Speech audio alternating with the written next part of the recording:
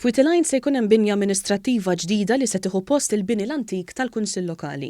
Dan ħabbru l-Ministru Aaron Farrugia fejn spjega illi l-binja b'valur illi jeċċedi n-nofs miljun euro se tinbena permezz ta' Fond tal-Ippjanar tal-Iżvilupp. Għandek il-binja amministrattiva li fiha mhux biss ħajlqgħu il-ħaddiema tal-Kunsill Lokali imma wkoll diversi servizzi li se jkunu qed joffru lill-komunità l-familji kollha li jgħixu hawnhekk. Dan il-fond jirċievi finanzjament minn sorsi differenti b'mod partikolari minn kontravenzjonijiet tal-parkeġġ.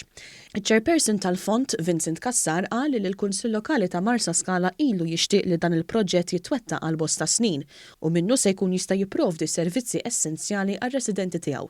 Is-Sindku Mario Kalleja sostna li b'dan il-proġett se tgawdi s-soċjetà kollha. Binja amministrattiva li hija cater tal dawk speċjalment għal dawk in-nies vulnerabbli, dawk ta' nies ta' ċertu età u anke għal dawk diżabbli importanti ħafna li hija magħmra bil-lift, allura m'għandniex problemi jekk persuna forsi jkun irid anki ikellem lil xi ħadd anke fis-sular ta' fuq għandu l-fakultà kollha li jkun jista' jitleb jitkellem anke f'affarijiet segreti.